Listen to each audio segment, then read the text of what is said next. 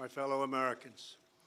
A short time ago, I ordered the United States Armed Forces to launch precision strikes on targets associated with the chemical weapons capabilities of Syrian dictator Bashar al-Assad. A combined operation with the armed forces of France and the United Kingdom is now underway. We thank them both. Tonight, I want to speak with you about why we have taken this action. 1 year ago, Assad launched a savage chemical weapons attack against his own innocent people. The United States responded with 58 missile strikes that destroyed 20% of the Syrian Air Force. Last Saturday, the Assad regime again deployed chemical weapons to slaughter innocent civilians, this time in the town of Douma, near the Syrian capital of Damascus. This massacre was a significant escalation in a pattern of chemical weapons use by that very terrible regime. The evil and the despicable attack left mothers and fathers, infants and children thrashing in pain and gasping for air. These are not the actions of a man. They are crimes of a monster instead. Following the horrors of World War I a century ago, civilized nations joined together to ban chemical warfare. Chemical weapons are uniquely dangerous, not only because they inflict gruesome suffering, but because even small amounts can unleash widespread devastation. The purpose of our actions tonight is to establish a strong deterrent against the production, spread, and use of chemical weapons.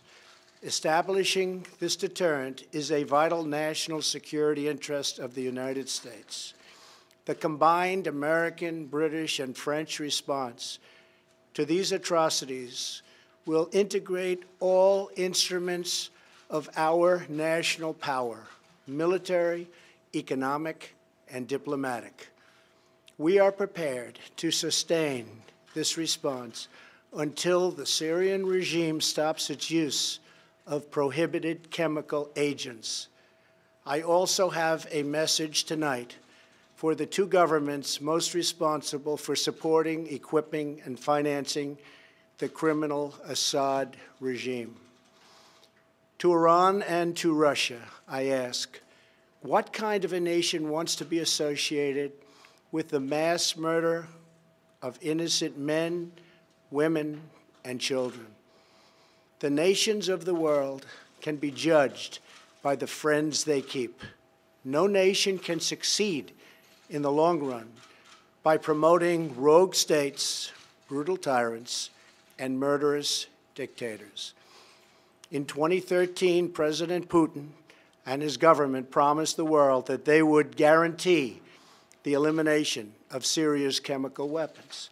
Assad's recent attack and today's response are the direct result of Russia's failure to keep that promise.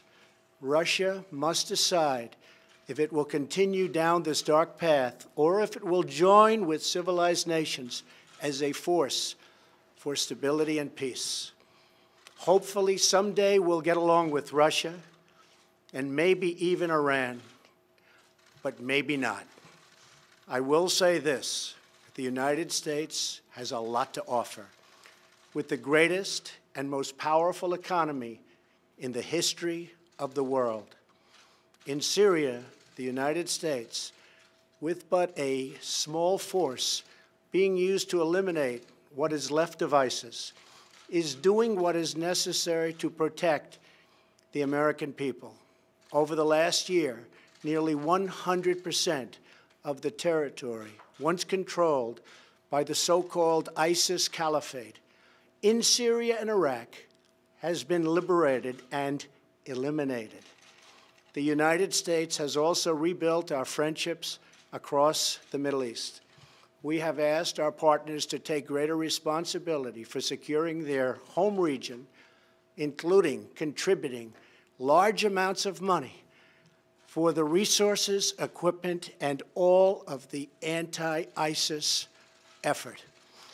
Increased engagement from our friends, including Saudi Arabia, the United Arab Emirates, Qatar, Egypt, and others, can ensure that Iran does not profit from the eradication of ISIS. America does not seek an indefinite presence in Syria under no circumstances.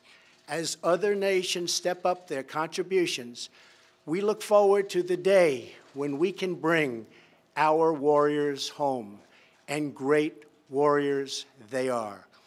Looking around our very troubled world, Americans have no illusions. We cannot purge the world of evil or act everywhere there is tyranny. No amount of American blood or treasure can produce lasting peace and security in the Middle East. It's a troubled place. We will try to make it better, but it is a troubled place. The United States will be a partner and a friend, but the fate of the region lies in the hands of its own people. In the last century, we looked straight into the darkest places of the human soul. We saw the anguish that can be unleashed and the evil that can take hold. By the end of World War I, more than 1 million people had been killed or injured by chemical weapons. We never want to see that ghastly specter return. So today, the nations of Britain, France, and the United States of America have marshaled their righteous power against barbarism and brutality. Tonight, I ask all Americans to say a prayer for our noble warriors and our allies as they carry out their missions. We pray that God will bring comfort to those suffering in Syria. We pray that God will guide the whole region toward a future of dignity and of peace. And we pray that God will continue to watch over and bless the United States of America. Thank you and good night. Thank you.